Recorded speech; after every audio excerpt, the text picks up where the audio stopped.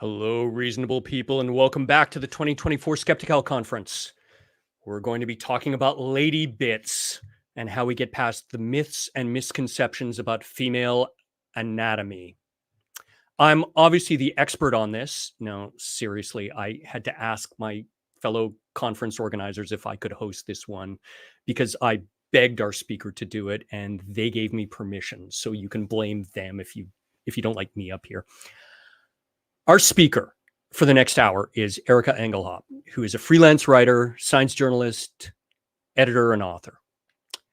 She's written for science magazines, newspapers, websites, including National Geographic, NPR, Science News, and Popular Mechanics.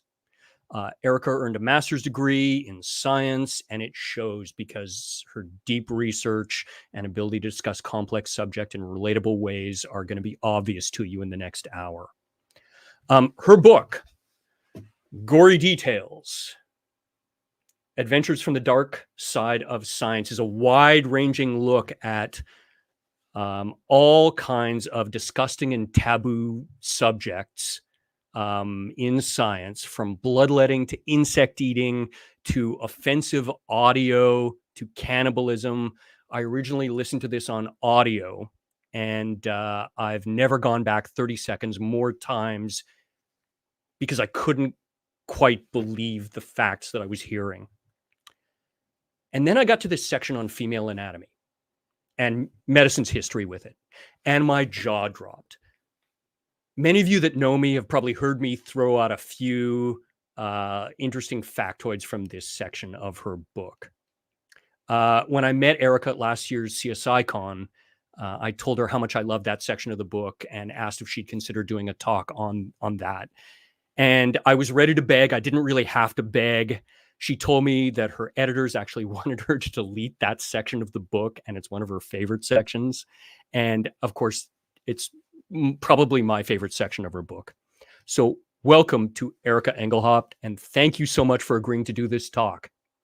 Thank you so much. I really appreciate you guys having me here. And so I want to say thank you to Skeptical, and of course, a big thank you to Jay, who I met when he came running up to me at CSICon in Las Vegas and started spouting off facts from the section of the book that even I struggled to remember names and dates.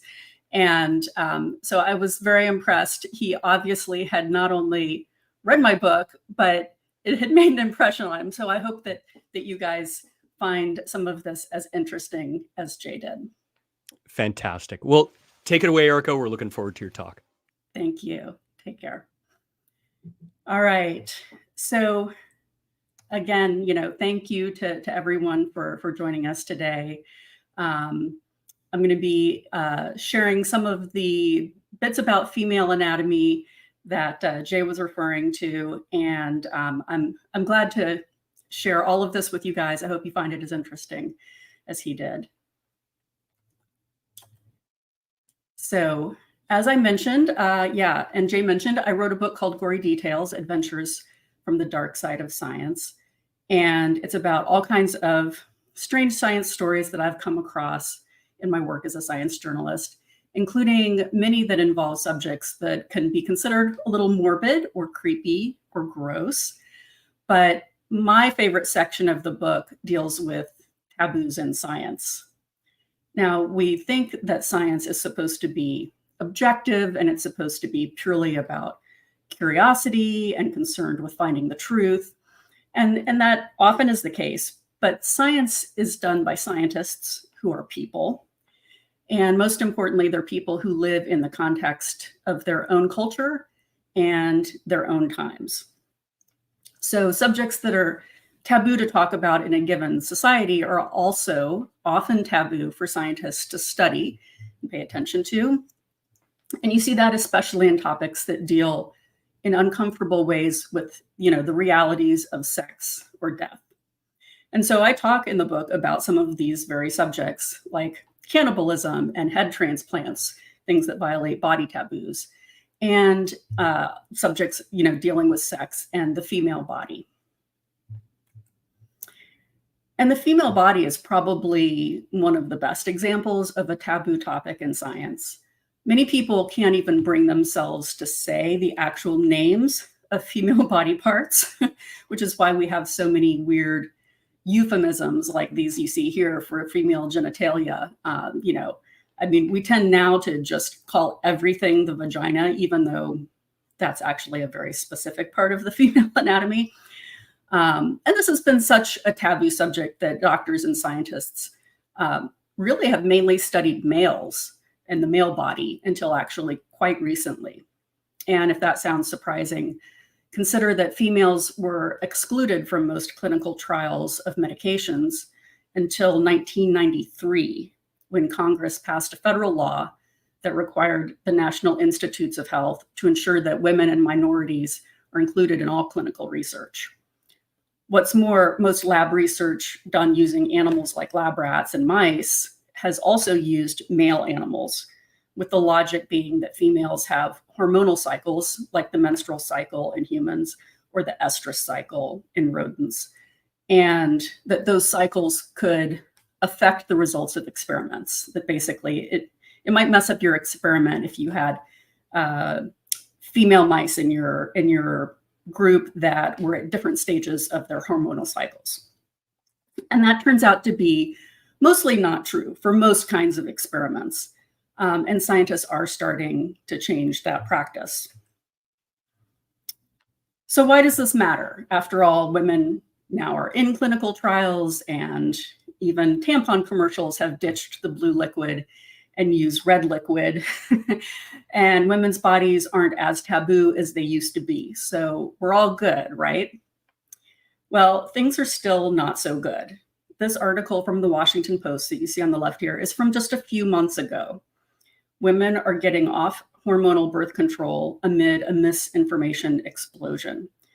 So what's happening is that for a variety of reasons, some political, some not, some social media influencers are creating a backlash against hormonal birth control. In some cases, they're inaccurately depicting hormonal contraception as causing abortions. One influencer, Nicole Bindian, who's amassed more than 1 million combined followers on Instagram and TikTok for her holistic health coaching business, she shared on social media that she stopped using hormonal birth control because she was concerned about weight gain and other side effects. And her TikTok about getting off birth control and becoming a nutritionist who's into what she calls cycle syncing. She teaches women how to live in tune with their menstrual cycles, and that's drawn about 10.5 million views. So these kinds of influencers, can obviously be very influential. And to be clear, women should make their own choices about birth control. It may be right for some women and not for others, but they need to do this based on accurate information and not on scare tactics, which is some of what you're starting to see on social media. And next to that is a 2022 study of women's knowledge of reproductive biology. This study examined knowledge of 3 topics, which were the age-related decline in fertility, a woman's egg supply, and the period when you're most fertile.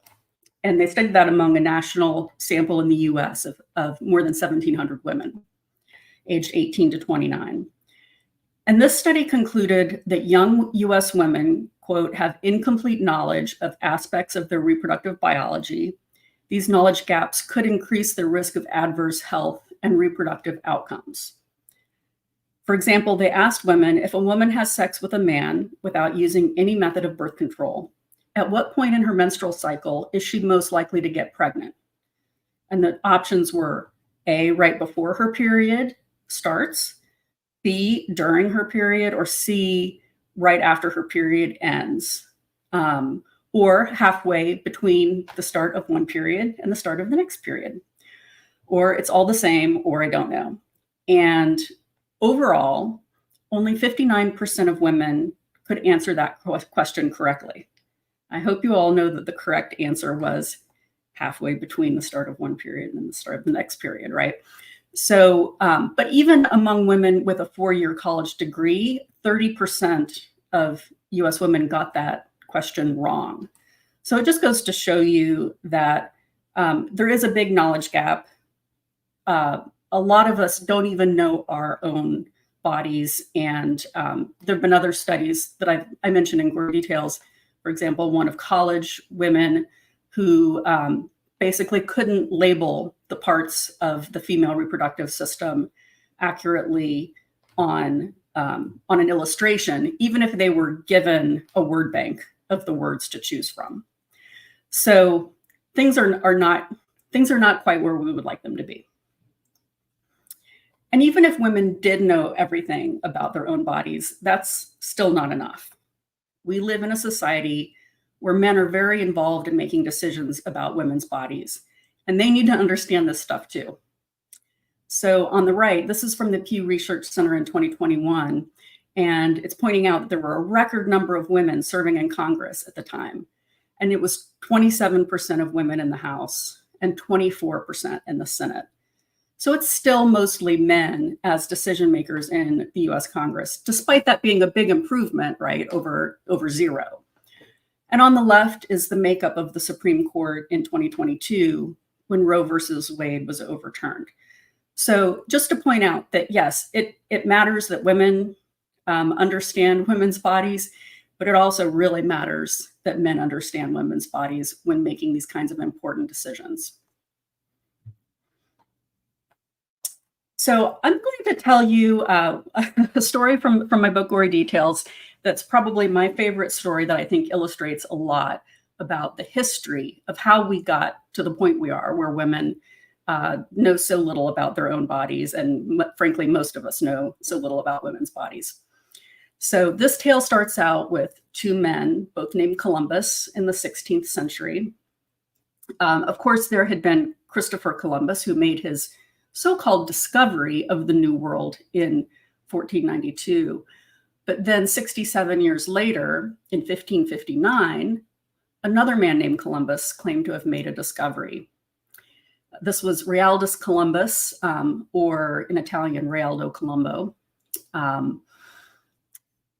He claimed to have made a discovery of a much smaller territory, but no less wondrous. He proclaimed that he had discovered the clitoris. He described, quote, a certain small part above the urethra that made women enjoy sex, and he vividly described the effects of stimulating the spot. This quote actually ended up getting cut from the book because it was deemed a little too spicy, but this is a quote from Realdus Columbus from circa 1559.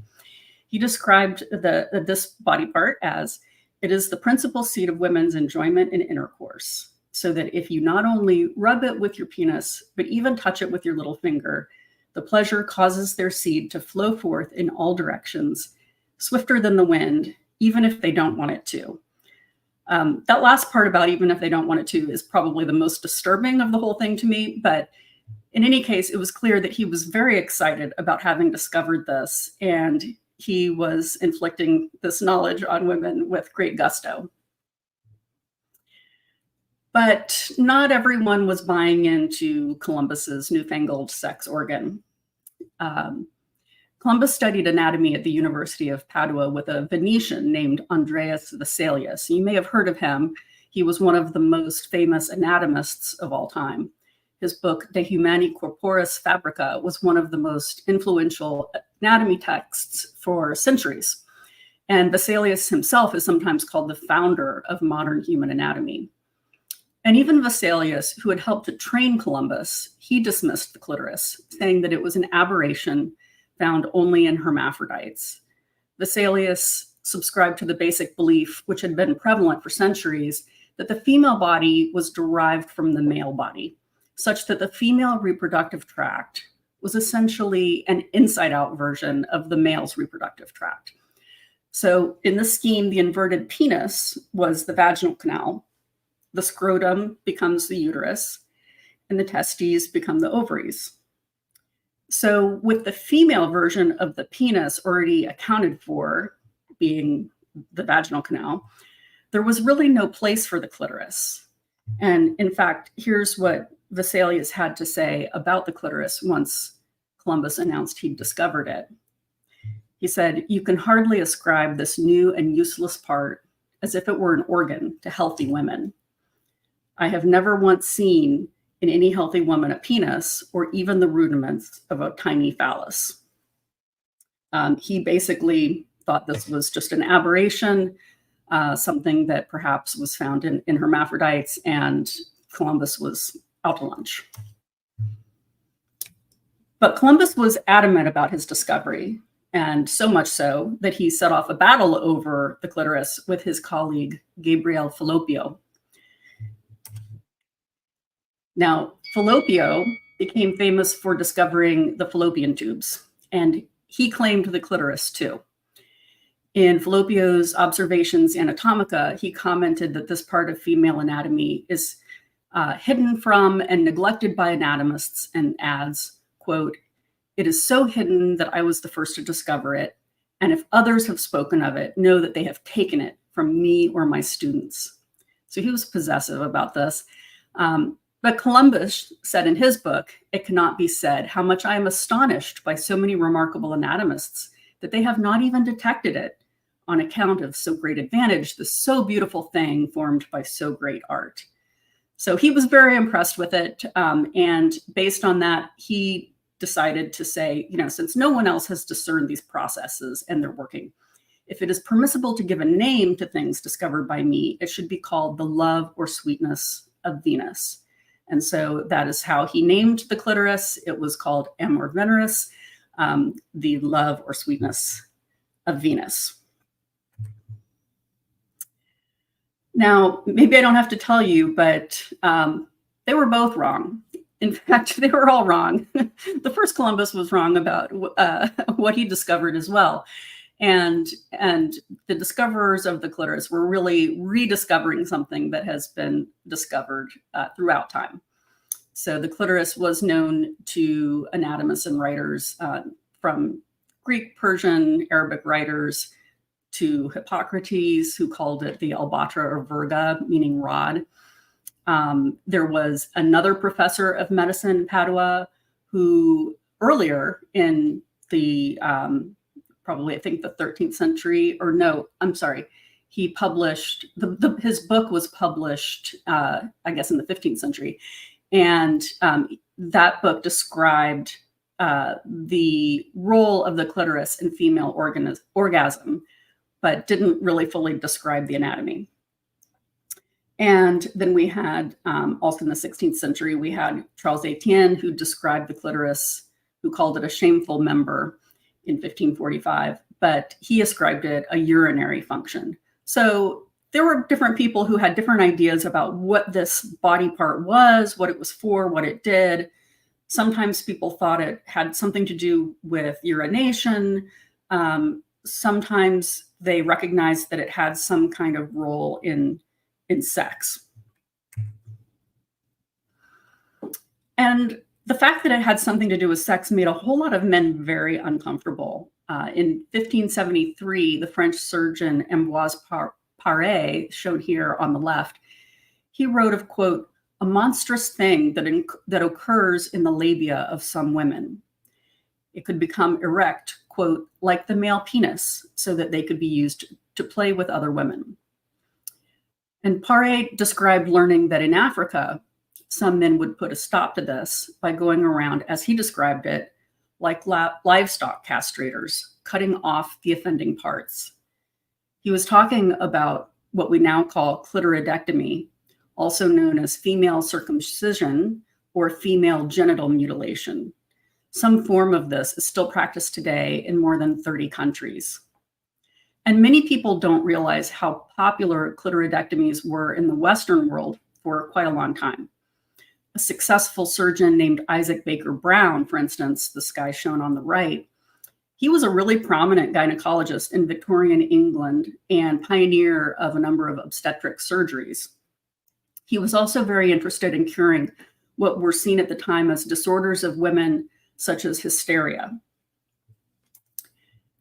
And he wrote a book published in 1866 called On the Curability of Certain Forms of Insanity, Epilepsy, Catalepsy, and Hysteria in Females. And in this book, he touted clitoridectomies as a cure for not only epilepsy and hysteria, but also for the scourge of female masturbation, which was seen as a big problem. So as he wrote, once he decided that a candidate was that a patient of his was a candidate for this surgery, the patient would get a warm bath, some chloroform to knock them out, and then, as he says here, quote, "The clitoris is freely excised either by scissors or knife. I always prefer the scissors." It's so strange now to look back at these descriptions and read them, and to see his descriptions of some of effects like, quote, "alarming hemorrhage," and think about the unknown number of women that were subjected to this practice.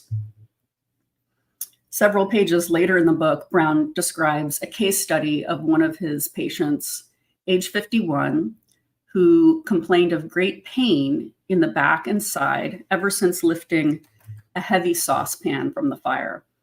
She was constipated and had bowel pain. Now, I'm not a doctor, but to me, that sounds a lot like the symptoms of a hernia, which can cause a bowel obstruction. But Brown diagnosed her with, quote, "excitation of the pudic nerve," and notes that on January 10th, 1861, he completely excised her clitoris, and a few weeks later declared her entirely cured and free from all aches and pains. Now, if that sounds dubious, we're not the only ones who became skeptical of Brown's treatments.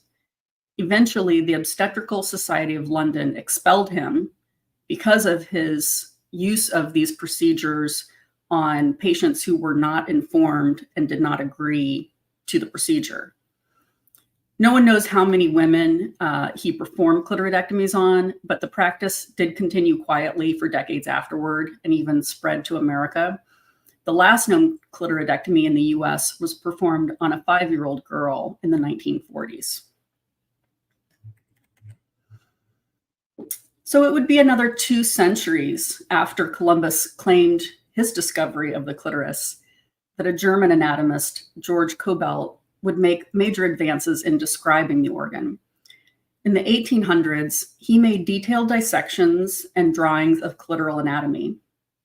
In fact, his drawings showed that there was a deeper structure to the clitoris beyond the external portion. But even well into the 20th century, anatomy textbooks often ignored Kobelt's drawings. Many left out the clitoris entirely, and others only showed the external portion. For instance, Gray's Anatomy, the anatomy textbooks used in medical schools and now made famous by the TV show, they seem to go back and forth on the matter. As you can see here, I've circled in red a label showing the clitoris in 1901. It just looks like a little bump. You can barely see it, but it's there at least, and it's labeled. And then in 1948, it's gone entirely from the analogous diagram. I've actually bought a couple of old Gray's Anatomy books from the 1940s, trying to track down when the clitoris appears and disappears in illustrations. But I really need more editions to nail it down. I find some diagrams that label something as the clitoris, essentially.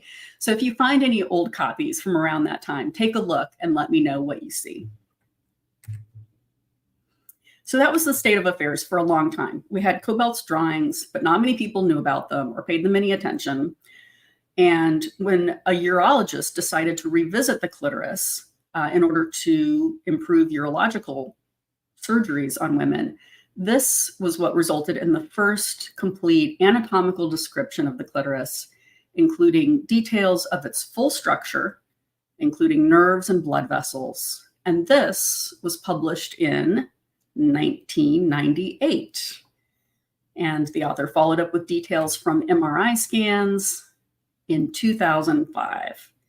So it really wasn't until after 2005 that surgeons had access to all of this information about the human clitoris, things that a surgeon would need to know.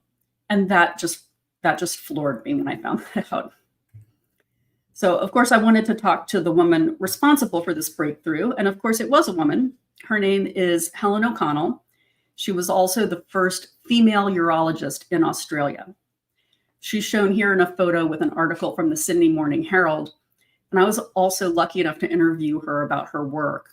She said that what prompted her to do this was that she was surprised when she was searching through her textbooks for details of the nerves and blood vessels of the clitoris so that she could do surgery without damaging a woman's sexual function, which was something very basic when doing surgeries on men, that you would make sure not to damage any nerves or anything that would damage their sexual function. But that information was not available for the clitoris for the female body. So she set out to do her own dissections. And here's an example of what she found on the left. This is an MRI of the clitoris with a black and white diagram of the full structure. She said that actually Cobelt's drawings from the 1800s were the most accurate that she was able to find anywhere of the structures that she was seeing with MRI and on dissection. But I wonder how many of you knew what the clitoris actually looked like. If you thought it was just a little bump on the front of the body, I don't think you're alone.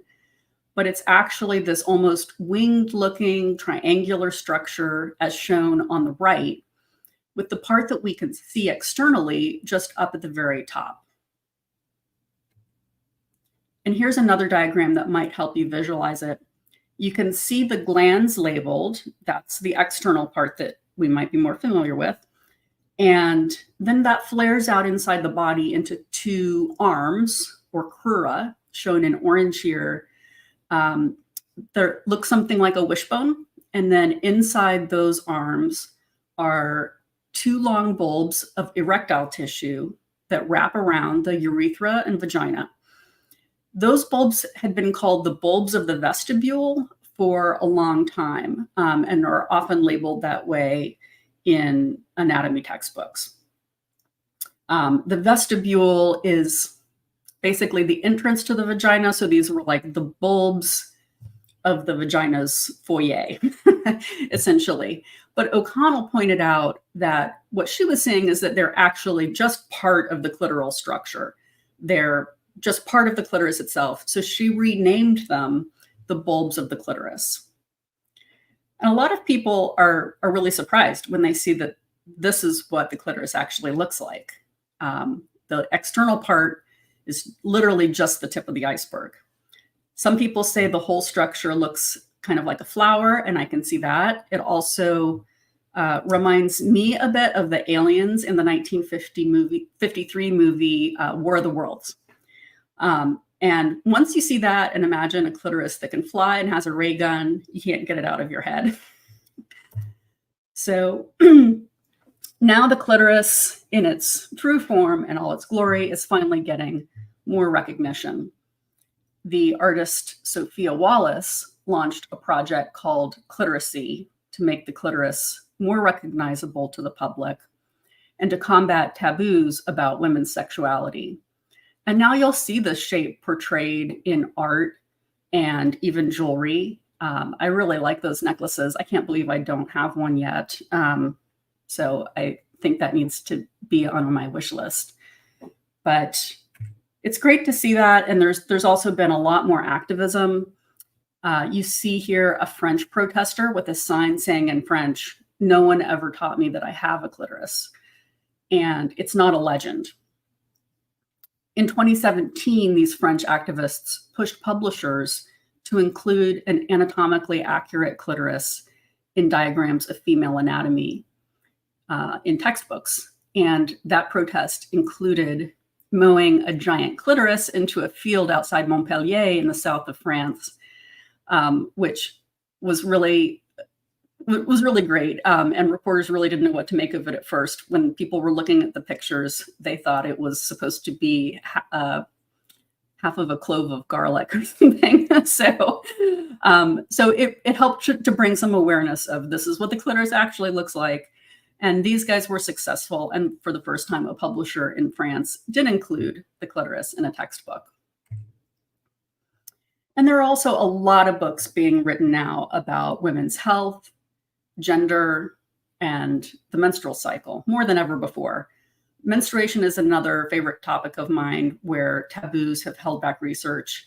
And we can talk about that more if you're interested in the Q&A. But I've got other stories in the book dealing with that as well. And it's something that I've certainly given a lot of thought to. And since we still have a little time, I'm going to mention something else about the history of information about women's health. This is just an interesting example based on a book that I came across. But I think it's timely right now for reasons that I'll share in a minute. So this is James Harvey Kellogg. And yes, that's the breakfast cereal guy. He was a prominent businessman in the late 1800s. And he was also a physician and very interested in public health. He was also a Seventh-day Adventist who advocated a certain kind of clean living. He was big in the temperance movement, which was against the drinking of alcohol.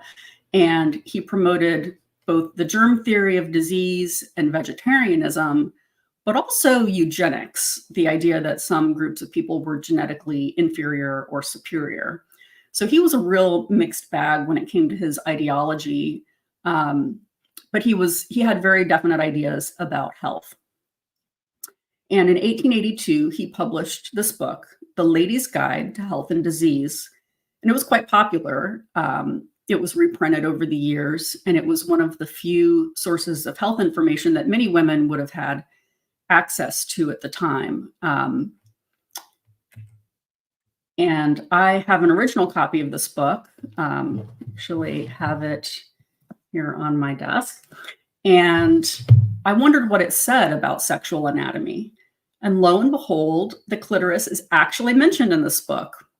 Now, it only gets a few sentences, but it's there. And here's what it says. And it describes that just within the labia are two smaller folds of tissue known as the labia minora, which unite at the upper end, forming a sort of sheath, beneath which is the clitoris, which corresponds to the penis of the male. So he's clearly gotten past the idea that that there's no analog of the penis in females. He says the clitoris is composed of erectile material. That's true, which is also true of the labia minora. Both of these parts are abundantly supplied with nerves of sensibility, and together they constitute the chief seat of sensation in the sexual act. So that's interesting that even back then there was a little bit of information that women could get that at least hinted at the fact that there was something called the clitoris and it was involved in the sensation of sex. So I looked to see if there was an illustration showing that anatomy, and I didn't find one in the book. But oddly, there was this illustration of the sex parts of a flower. So that's what you got in 1884. You couldn't really see a diagram of your own body, but you could get the idea from a flower. So it also had a section about abortion, a whole section. This is from the table of contents, this picture here. Did not have anything good to say about abortion, which is referred to as criminal abortion. And you can see the topics they covered, which ran from how abortion destroys more lives than war, pestilence, and famine combined, to some really racist messaging about its prevalence among African Americans in the South. And of course, they were not using the term African Americans. So here's why that's still relevant today. This book was published after the Comstock Act was passed. That's an 1873 anti-vice law banning the mailing of obscene matter and articles that gave information about performing an abortion. But you could say whatever you wanted about the negative health effects of abortion. You could provide any kind of anti-abortion method you wanted, or anti-abortion messaging you wanted. And that law is still on the books today. And there has been talk in recent years about enforcing the Comstock Act in order to prevent the mail order of mifepristone and other drugs that are used to terminate pregnancies. And that could also prevent the mail order of contraceptives. such as birth control pills. So I would argue that we have to look to history to understand how we got where we are today.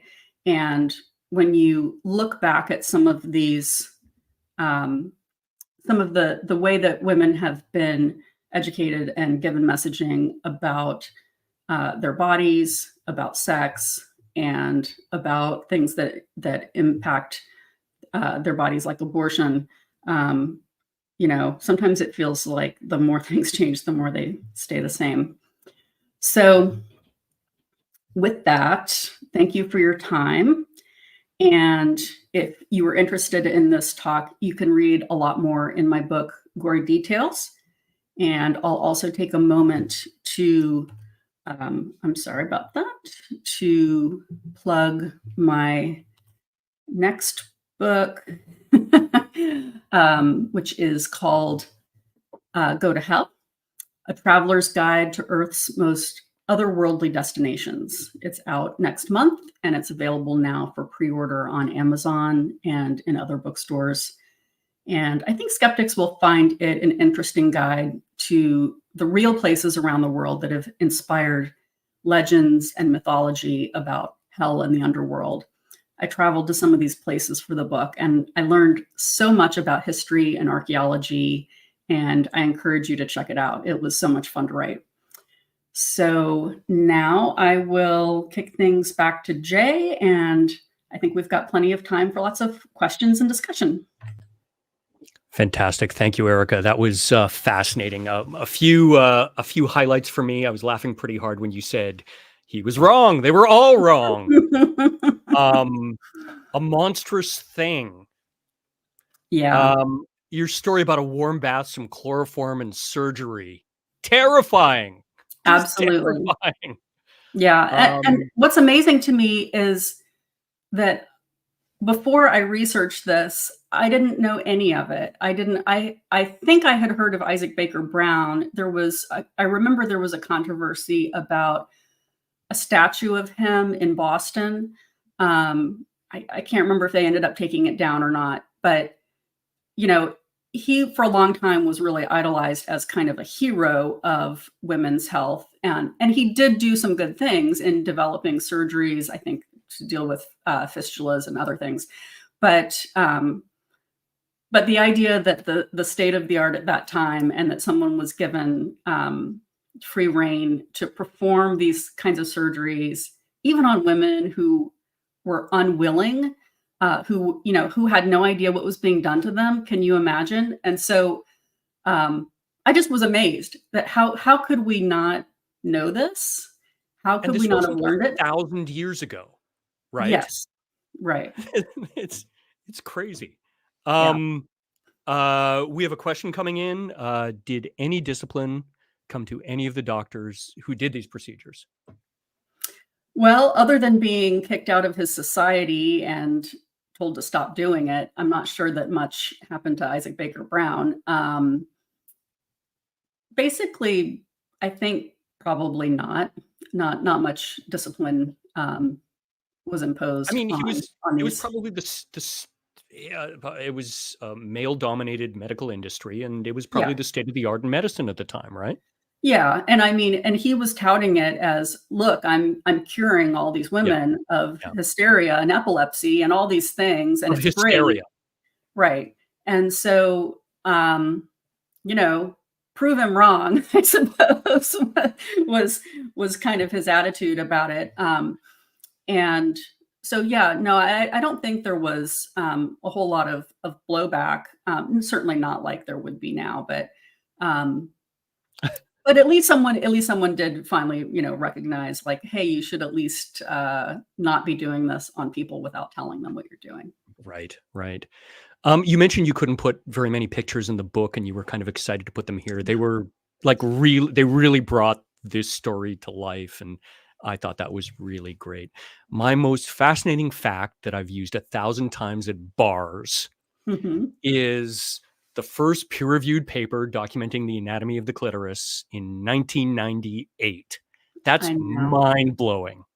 Absolutely. Um, 1998. I mean, I remember 1998, you know, very vividly. And so it does not it doesn't seem possible. And like I said, you know, the best thing before that were these drawings from the 1800s, which yeah, turn out to be fairly accurate. Um, other than like not being sure whether the bulbs were actually part of the clitoris, but um, you know, but no one was even paying attention to that. It was what's amazing to me is that anatomy textbooks for so long, no one was concerned about the fact that this wasn't even being shown, discussed, right, illustrated, that doctors were not learning about this in medical school. right. And the I mean, idea that a urologist in 1998, you know, would be like, "Wait a minute, how come I can't look this up in a textbook?" That's shocking. so I've talked to a bunch of doctors who are my age or younger who say, "Yeah, when I went through medicals," and I say, like, most people, I think, guess that this kind of a paper would have come out kind of Masters and Johnson era, like the Mhm. 50s, Yeah, um, at least that, yeah. Grey's Anatomy kind of stuff, right? Like Mhm. you said. Um, uh, so I've talked to lots of doctors my age and younger, and they say, "Yup, when we went through this stuff, lots of penises. That was it, right?" Yes, Which yeah, just no shortage blows of my penises. and also these are like some of these are female doctors, right? And you would think Mhm. that they would ask those questions, and it was just that's what was taught to us, and that's how it went. Yeah. I love the title of that of the interview with the woman who did that, "Get Clitorate," which is a phrase Yes, that I think I'm going to start using more often. Um, absolutely. Yeah, and cliteracy, the artist who, coined that term cliteracy, I think she actually trademarked it, which I think is wow, brilliant. But but she's had multiple projects and art installations and done a lot of education. And so I think it's wonderful, and I think it's interesting that a lot of that has come out of the art world rather than the science hmm, world. hmm. So I'm a proponent. Let's, you know, let's get the word out there every way we can. And then there's Women the should know French about their own woman with the bodies. banner that says, "No one ever taught me that I had a clitoris." Yeah. Like that says it all, right? Yeah. And that's, I mean, I think that's the case. Certainly, I don't know, you know, I don't know what they're learning in schools now where you actually get sex ed. I didn't get any sex ed in school when I was, you know, when I was in high school, but um I certainly did not learn anything about sex other than, you know, avoiding things that dealt with avoiding getting pregnant. Right. Um, that's that's pretty much it.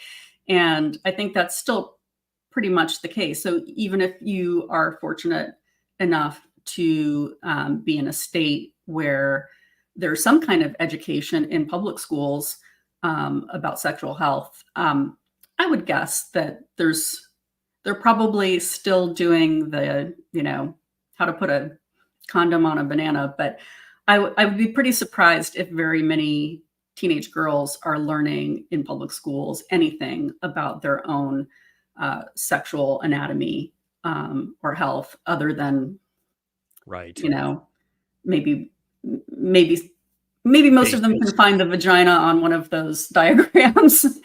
But like I said, I mean, most younger women that I talk to, they just refer to everything as the vagina, and they're Right. not even very familiar with the word vulva, or, you know, they don't have other words to describe Right. down there. It's all just vagina. Okay.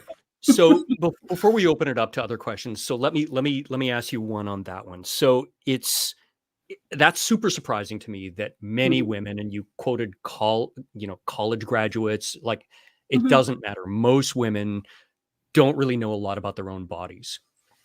If there's one fact that you've learned that you want all men to know, what would that be? Mm.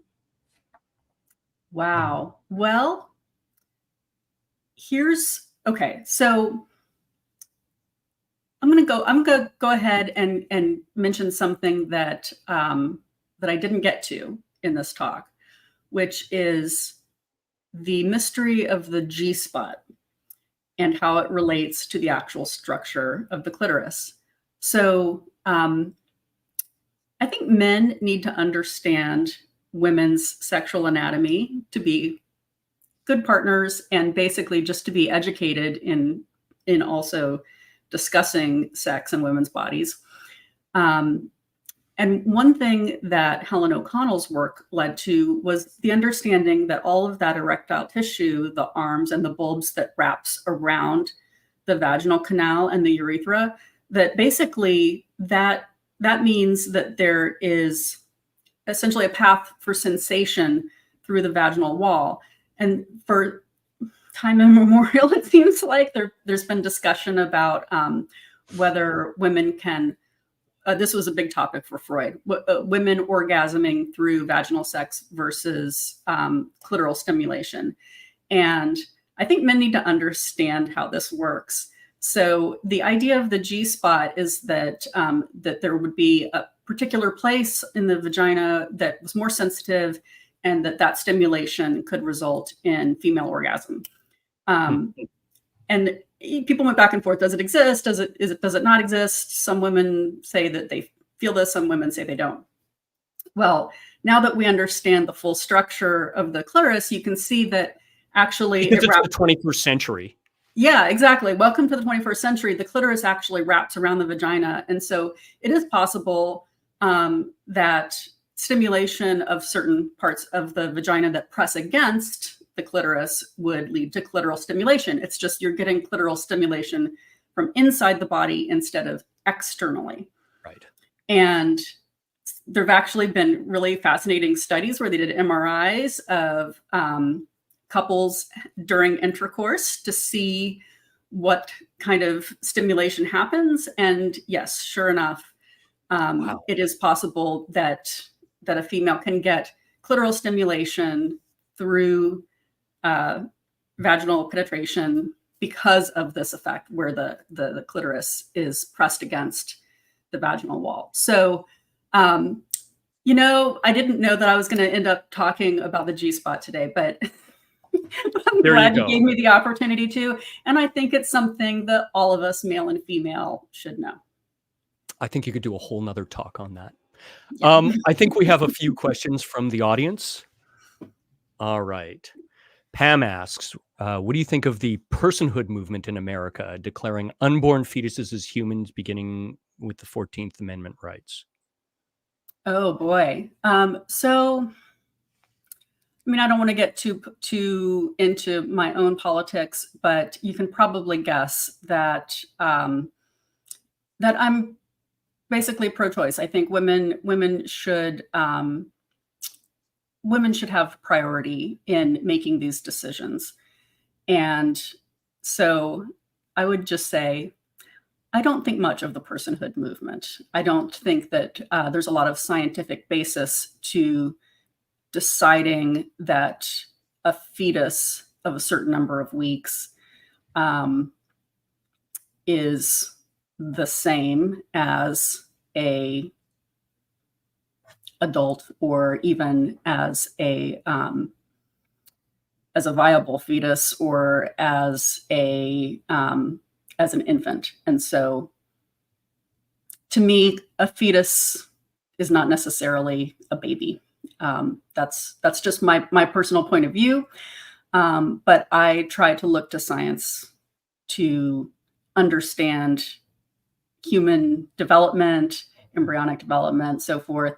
And I wish more people would get interested in actually understanding the details of human development when we're making these kinds of decisions. You can make it based purely on religious principles, but again, I don't think that that's what everyone should, I don't think that the rules for everyone should be enforced by a particular group's religious views. And I would like science to be a bigger part of that conversation. I think you're preaching to the converted on the science should be a bigger part of our public discourse. Yeah. The next question. How can I spread this information to people that aren't super open to the idea of learning real women's anatomy? Yeah, well, I mean, I think humor always helps. I think surprise always helps. Telling someone, oh my gosh, my mind was blown when I found out that, you know, that doctors didn't even fully describe uh, the clitoris until 1998. You know, I think that's a good way of bringing things in. A little laughter and humor can go a long way.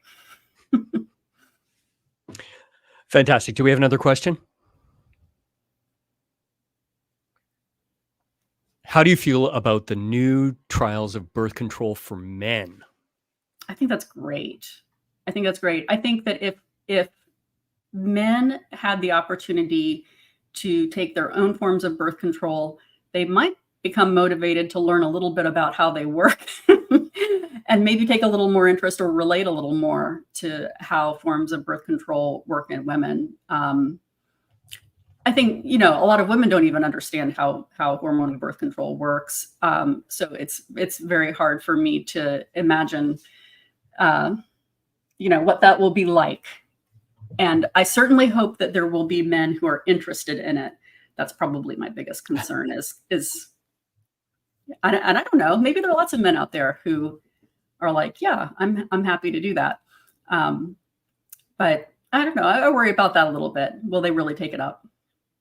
Well, you know, I think society would be better if we just understood, you know, the male reproductive system just a little bit better. I think you can agree with that, right? Like, Yeah. we've been I mean, ignoring it for so long. It's been all this women's stuff, exactly. all these lady bits. I mean, I feel like I was hearing television and seeing television ads for Viagra so many years before I was seeing any ads for pads and tampons that didn't have blue liquid. So, I mean, there was little blue pill, but then there was also little blue drops for so long. So, you know, I think it's time for fair. Well, let me just divert a little bit. I wanted to ask you, I know you're working on a new book Yes. for National Geographic called Superpowered. Can you tell us a little Yes. bit about that? Yes, I'm very excited. And if anyone has a hidden superpower that they want to tell me about, I'm all ears. Or if you have fun stories about people with superpowers. So I know that some people in the skeptics community are doing some fantastic work debunking different kinds of not real superpowers, things like ESP and telekinesis and things like that that people claim to have. So the idea for my book is to examine the real superpowers that lay within humans, both our minds and our bodies, which I think are fascinating enough in the real world that, you know, we don't even need to make up fake superpowers because the real ones are so great, you know. And so everything from different kinds of mental superpowers. I've been doing a lot of work on memory athletes, which is a fascinating, interesting group of people. I mean, so I spoke to a guy recently who can basically memorize a randomly shuffled deck of cards in order in something like 30 seconds. I mean, basically as fast as you can flip through them, he's memorizing them and then can tell you back in order. And so it's not even just all party tricks, but those feats are really amazing. And so there are people that compete on memory, and there are all kinds of memory training programs that you can do. And what I think is fascinating about memory in particular is that that's kind of the most approachable superpower. Like, the people who compete in memory sports often say, oh, I just had a totally average memory. Like, there was nothing special. It really is a skill that you can develop and use in day-to-day life if you want to, not necessarily for memorizing cards unless you want to head to Vegas and get kicked out of a casino, but you know, but for just anything, and being able to make those connections and associations. Some people also feel like that helps them in practicing their creativity as well. So that's just one example of a real world superpower that I think is very approachable, that any of us can improve. And then there are others that range from things like, super agility. How do people perform amazing feats like, um, this guy that can basically like a swordsman who can chop a bullet in half in midair. There's just all kinds of amazing things that people can do. I'm fascinated also by the art of tumo, which is practiced by some Tibetan monks, and they can control their own not only heart rate and respiration rate, but even body temperature, just through the power of the mind. So the mind definitely influences the body and vice versa. So our bodies are capable of a lot more than most of us give credit for. And then some of us just have fantastic abilities like super navigators. I wish I had that. I'm a terrible navigator. Or super navigators, they're super recognizers, people who have an extraordinary ability to recognize human faces. And people even use that. I've written about it in gory details, using that to police forces, using that to identify suspects, who they are, and to solve crimes. So just there's so many neat things that people can do. Really fascinating. Yeah. Well, Erika, I think we're out of time, but I wanted to thank you for a really interesting talk. Again, her book is Gory Details. This was one section of this book. There and a small section. There's And more. it was just one of those sections that really I thought was just needed an hour just to talk to you about. This was totally selfish just for me to learn this stuff. So thank you very much. You can also pick up her later book, Go to Hell, and stay tuned for Superpowered, right? Superpowered. Excellent. Thank you so much, Erika. And thank you all, Skeptical 2024 audience. Bye-bye.